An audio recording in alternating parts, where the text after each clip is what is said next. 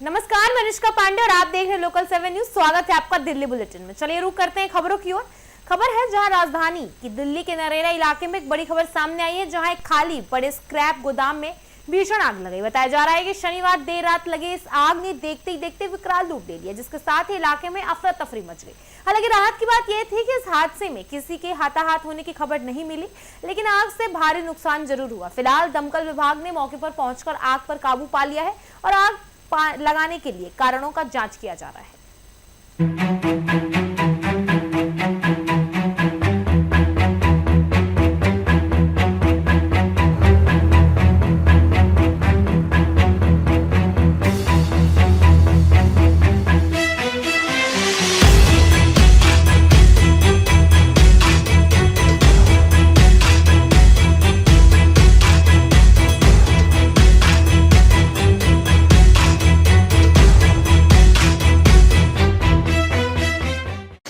अम्मा, क्या हुआ था? क्या पता चला था आप लोगों को? बेटा, हम सोने ही जा रहे थे तो यहाँ पे आवाजें आई भटभट होने की, तो अब देखा तो भरा के आग जल रही थी और धुआं उठ रहा था। हमने घर में पूरे परिवार को बोला, उन लोगों को भी जाके बोला कि बाहर निकलो, आग लगी है, तुम अपनी जान बचाओ। और आस पड़ोस में सबको जान जा सकती थी, बहुत बड़ा हादसा हो सकता था, उससे बच गए। ये कितने बजे की आग थी? 11:30 बजे के आस। क्या फायर विभाग को आपने कॉल किया था? कॉल किया था, बहुत देर बाद आई थी, 1 घंटे बाद। कितनी गाड़ियां मौजूद थी यहाँ पर? 5 गाड़ियाँ। 5 गाड़ी थी। आग पे काबू पा लिया गया था। हाँ, आग भी था। किसी के अम्मा, हाथ होने की नहीं, शंका? किसी की भी नहीं होती आग। अम्मा, अंदर पेड़ ओड़ भी थे और क्या चीजें थी जिसकी वजह से आग इतनी तेजी से फैली जो आप लोगों को घरों को भी चपेट में लिया है? अंदर प्लास्टिक का सामान पड़ा था। कौन लोग थे जो रह रहे थे लोग? ये लोग कबाड़ी का काम करते थे। क्या प्लॉट मालिक का कोई पता चल पाया कहाँ के हैं? नहीं, मेरे को नहीं पता बेटा। और ये किसी को कोई चोट वोट जला वाला तो नहीं कोई है? नहीं, किसी को भी नहीं। एक को थोड़ा सा हुआ है, एक बच्चे को। क्या उसे हॉस्पिटल ले जाएगा? नहीं, उसको ज्यादा नहीं है, थोड़ा सा ये लगा। तो ये अंदर सामान वामान भी रखा था इनका? साइकिल वाइकिल भी दिख रही हाँ, है? साइकिल वगैरह सारा चीज, रिक्शे मोबाइल वगैरह वगैरह? सब, रिक्शा सब जल गया। सामान सारा जल गया? सारा सामान जल गया। आग की वजह पता नहीं लग पाई अभी तक? नहीं।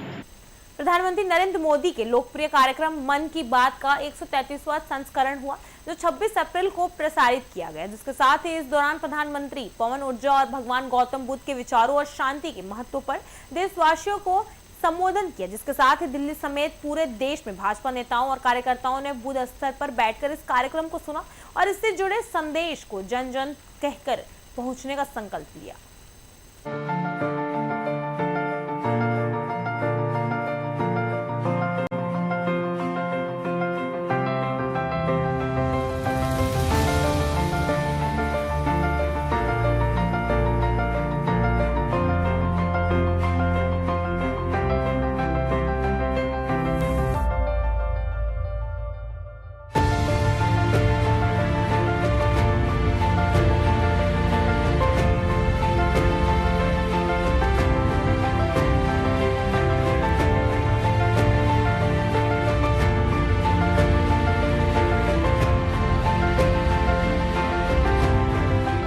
जो नई नई चीज़ें हो रही हैं वो हम सबको देखने को और सीखने को मिलती है। सेंसस का उन्होंने जिक्र किया है कि किस तरह से सेंसस 2027 के माध्यम से हम पूरे देश में ये करने जा रहे हैं, उसका मैं अभिनंदन भी करता हूँ। समय की ज़रूरत भी है और डिजिटल तरीके से किसको उसको सुरक्षित बनाया जा सकता है उसका भी उन्होंने उदाहरण दिया है।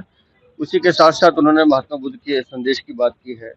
रविन्द्रनाथ टैगोर जी का जो अभी अगले महीने कार्यक्रम आने वाला उसकी उन्होंने बात की है।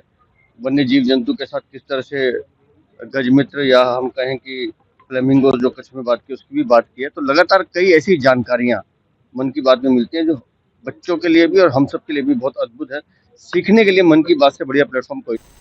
दिल्ली की सियासत में बड़ा उलटफेर देखने को मिल रहा है, जिसके साथ ही आम आदमी पार्टी के कई राज्यसभा सांसद ने पार्टी छोड़कर भारतीय जनता पार्टी का दामन थाम लिया। जी आपको बता दें, इस घटनाक्रम पर बीजेपी सांसद बंसूरी स्वराज ने आम आदमी पार्टी की कार्यशैली पर सवाल भी उठाए हैं, जिसके साथ पार्टी नेतृत्व पर भी निशाना साधा है। इस राजनीतिक बदलाव के बाद राजनीति में एकदम से हलचल तेज हो गई है।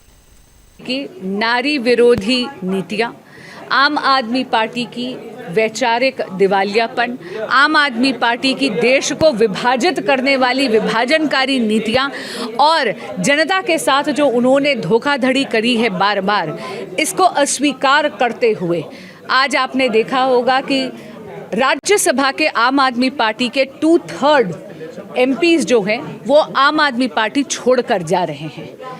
ये वो क्षण है जब आम आदमी पार्टी के नेता आदरणीय केजरीवाल जी, आम आदमी पार्टी के दिल्ली के प्रदेश अध्यक्ष सौरभ भारद्वाज जी और आम आदमी पार्टी के बाकी नेतृत्व को शायद आत्मचिंतन करने की आवश्यकता है, क्योंकि जब उस संगठन का संगठन महामंत्री भी रुष्ट होकर और निराश होकर वहाँ से उसको छोड़कर जा रहा है, तो ये स्पष्ट हो गया है कि वो संगठन जर्जरा के भुरभुरा कर बिखर रहा है।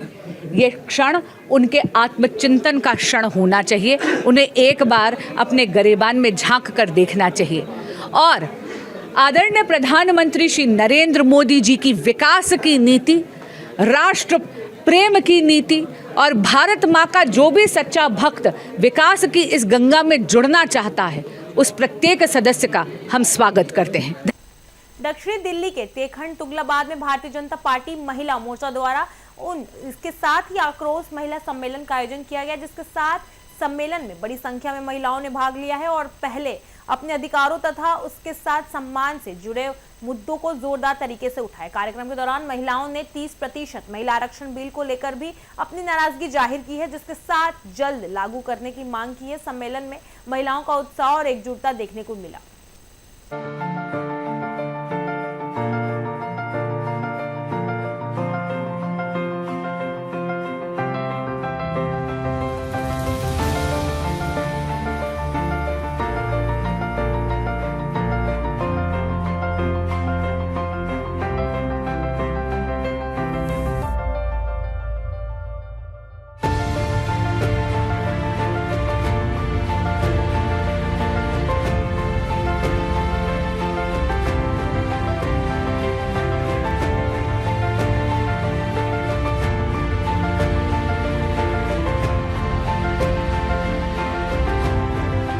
माननीय जिलाध्यक्षा जी महावीर जी के नेतृत्व में जो बहनों ने दक्षिणी दिल्ली जिले पर आक्रोश प्रदर्शन किए हैं और आगे भी होते रहेंगे, हम उनके नेतृत्व में ईंट से ईंट बजा देंगे राहुल गांधी की। हम ये कहना चाहते हैं कि वो कहते हैं कि ये पहले भी हो सकता था, बाद में भी हो सकता था। कांग्रेस पार्टी हमेशा कहती आई है लेकिन कभी कुछ किया नहीं। 2014 से जब नरेंद्र मोदी जी आए हैं और उनके नेतृत्व में बहनों का सम्मान हो रहा है, बहनें लखपति बनी, करोड़पति बनी, ड्रोन दीदी बनी। आज महिलाओं को 33% आरक्षण मिल रहा था, उनको शर्म नहीं आई, उन्होंने वोट नहीं की। हम इसका बदला दे के रहेंगे और उनको 2-3 राज्यों में वहां से भी उखाड़ कर फेंक देंगे। तब उनको पता लगेगा कि बेटे जो नए सांसद आएंगे, जैसा कि हमारे जिलाध्यक्ष जी ने बोला, वो हमारी बहनों की वोट करेंगे और हम जीत कर आएंगे। महिलाओं का ये अपमान नहीं सहेगा। देखिए, कांग्रेस ने तो हमेशा से जो भी महिला के अधिकार के लिए जो कदम उठाए गए, हमेशा भी उन्होंने 3 तलाक का विरोध किया। उन्होंने हमेशा नारियों के जो 33% का आरक्षण मिलना था उसका विरोध किया। आप सोचिए वो किस हद तक गिर गए हैं।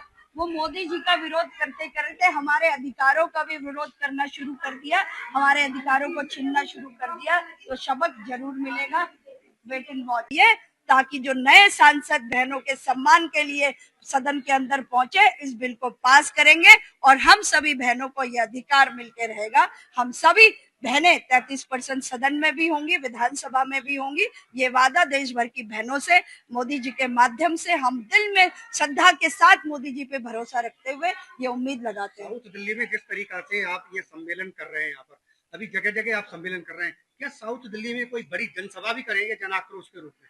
देखिए, अभी हमने प्रदर्शन किया था देवली रोड पे, हमारी लोकसभा का प्रदर्शन था। वहाँ कम से कम 600-700 बहनों ने ये रोड शो किया था।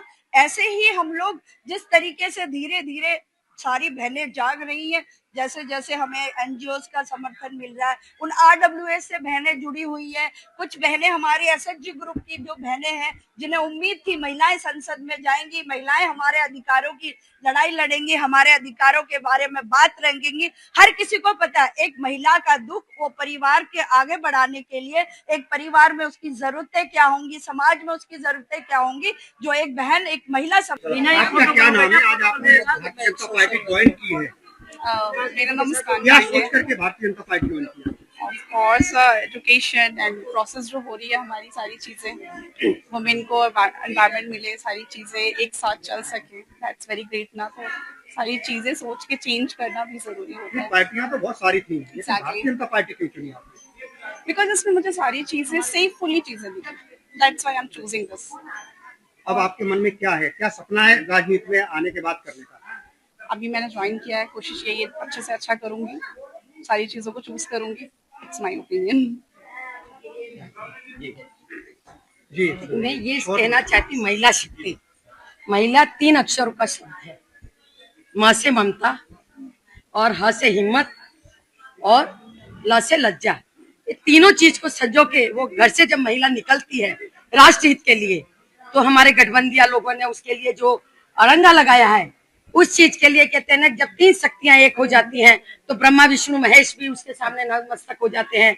तो गठबंधिया हमारे राहुल जी क्या चीज है, इसलिए हम कहते हैं कि महिला शक्ति के सामने, जो महिला के नाम 3 अक्षर, जो इतनी बड़ी शक्ति के सामने इन्होंने जो बवंडर खड़ा किया है, और ये गठबंधिया, इनको तो जवाब कहते हैं ना कि अच्छे अच्छों को तो कहते हैं नतमस्तक होना चाहिए। तो ब्रह्मा विष्णु महेश ने भी नतमस्तक हुए थे जब हमारी काली के रूप में आएंगी, चंडी के रूप में आएंगी, और सरस्वती के रूप में। पर हम अब आ रहे हैं चंडी का रूप धारण कर लिए सारी महिला शक्ति हिंदुस्तान की, और आज हम ये अपना हक लेके ही रहेंगे। और ये आपके चैनल के माध्यम से कहते हैं, और राहुल बाबा तक, राहुल बाबा नहीं कहना चाहती, पप्पू जो मन बुद्धि बालक है, और कहते हैं 60 साल का हो गया, 2 साल बाद उसकी पेंशन लग जाएगी, और उसको युवा कहते हैं, उसको बुद्धि उससे सिर्फ अपनी बहन प्रियंका दिखी, और जो डमी कह दिल्ली की राजनीति में आम आदमी पार्टी को लेकर बड़ा झटका मिला है, जिसके साथ है खबर है कि पार्टी के कई राज्यसभा सांसद ने भगवत के करते हुए भारतीय जनता पार्टी ज्वाइन कर लिया है। इस पूरे घटनाक्रम का नेतृत्व राघव चड्ढा द्वारा किया गया है, जिससे ये जानने को सामने आई है कि बीजेपी मुख्यालय में इन नेताओं ने स्वागत किया है, और इसके साथ सियासी गलियारों में हलचल और तेज हुए। इस घटनाक्रम को आगामी राजनीतिक समीकरण के लिहाज में बेहद अहम माना जा रहा है।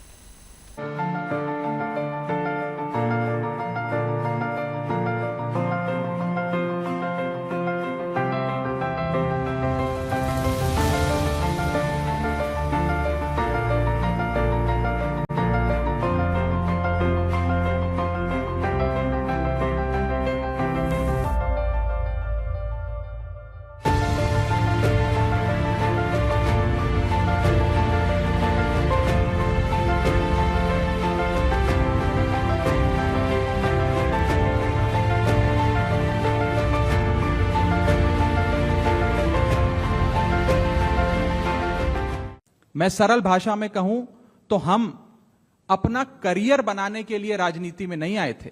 हम लोग अपना करियर छोड़ के देश के लिए राजनीति में आए थे, और यदि देश के लिए काम इस पार्टी में नहीं हो पा रहा है, वो इसलिए क्योंकि अब आम आदमी पार्टी वो पुरानी वाली आम आदमी पार्टी नहीं रही। और पिछले कुछ सालों से आप लोग लगातार मुझसे पूछ रहे थे कि राघव जी, आप 1 साल से पार्टी की गतिविधियों से अलग क्यों नजर आते हैं, पार्टी से किनारा क्यों कर लिया।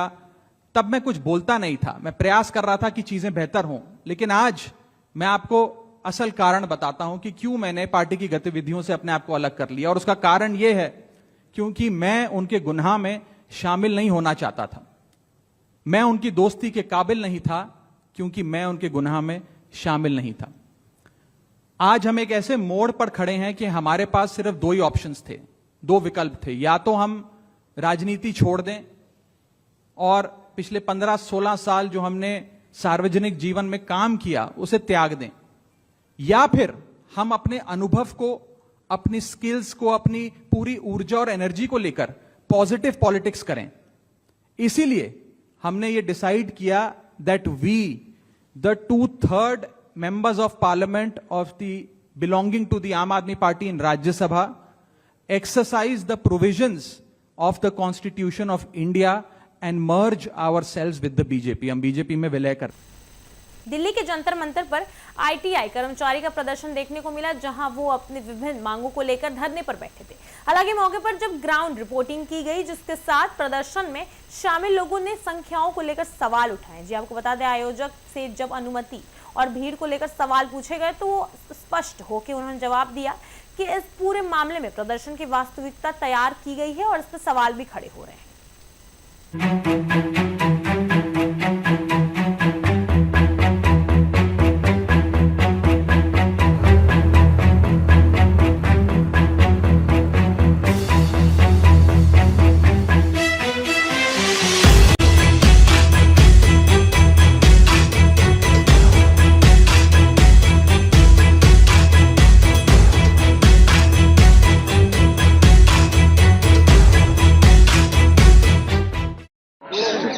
देखा जा रहा है दिल्ली के अंदर आईटीआई को लेकर धरना प्रदर्शन चल रहा है। हमारे साथ शैलेंद्र जी खड़े हैं। शैलेंद्र जी, बात करते हैं आपसे। हमारे चैनल में स्वागत है।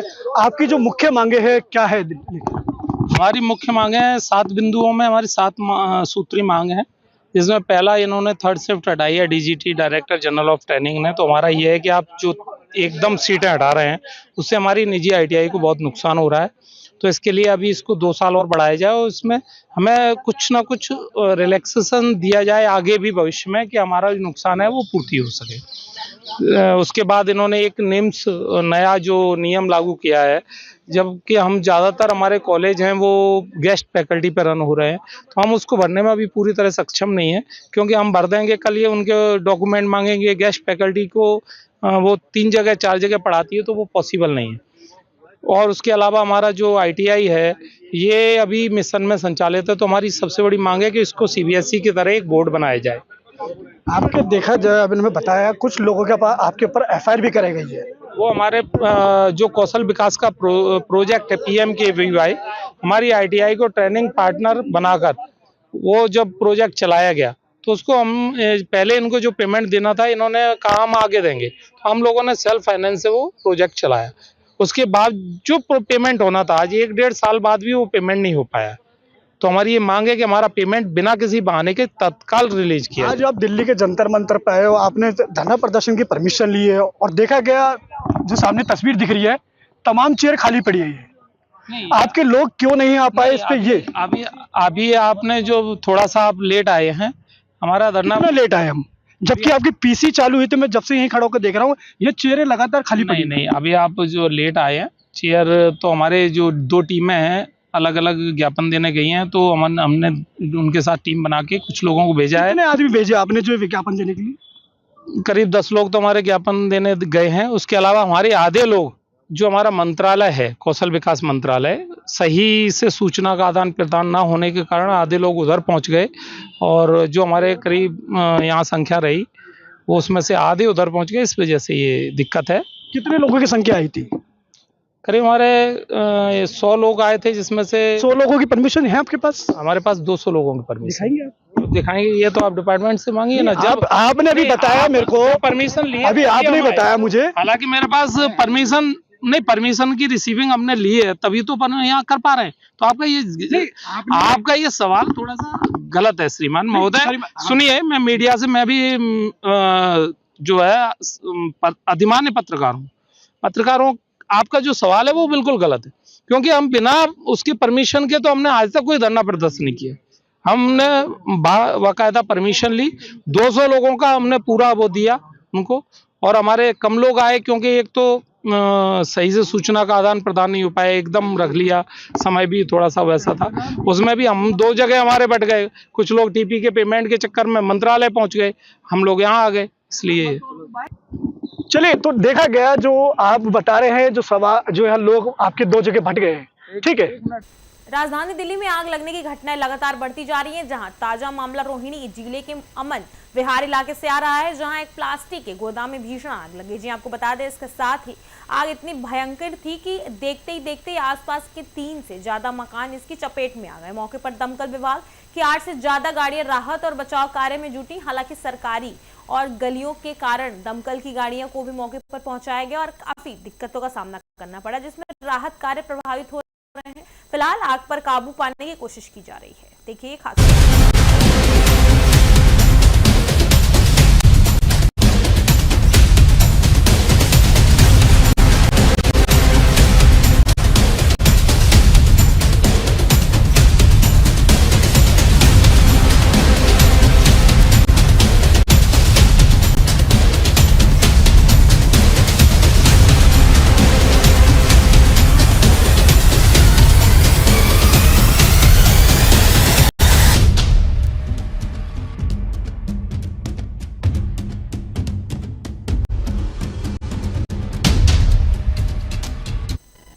राजधानी दिल्ली के द्वारका क्षेत्र में सट्टे कुतुब विहार में भगवान परशुराम जन्मोत्सव बड़ी श्रद्धा और धूमधाम के साथ मनाया गया, जिसके साथ गोयला डेयरी स्थित न्यू जग्गी ग्रीन गार्डन और आयोजित इस कार्यक्रम में बड़ी संख्या में लोगों ने भाग लिया। इस अवसर पर कई गणमान्य अतिथि मौजूद रहे, जिन्होंने भगवान परशुराम के आदेशों और संदेशों के जन जन तक पहुंचने की बात कही। कार्यक्रम में संस्कृति प्रस्तुति के साथ श्रद्धा और भक्ति का माहौल देखने को मिला।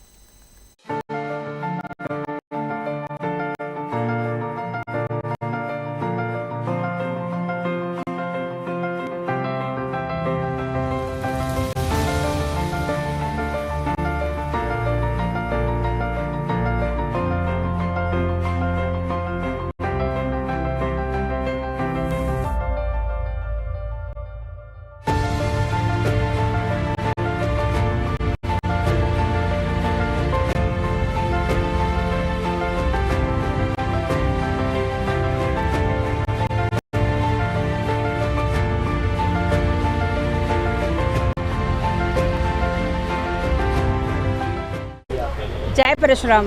मैं डॉक्टर सुनीता पांडे, डॉक्टर शैलेंद्र पांडे के द्वारा इतना बढ़िया प्रोग्राम आयोजित किया गया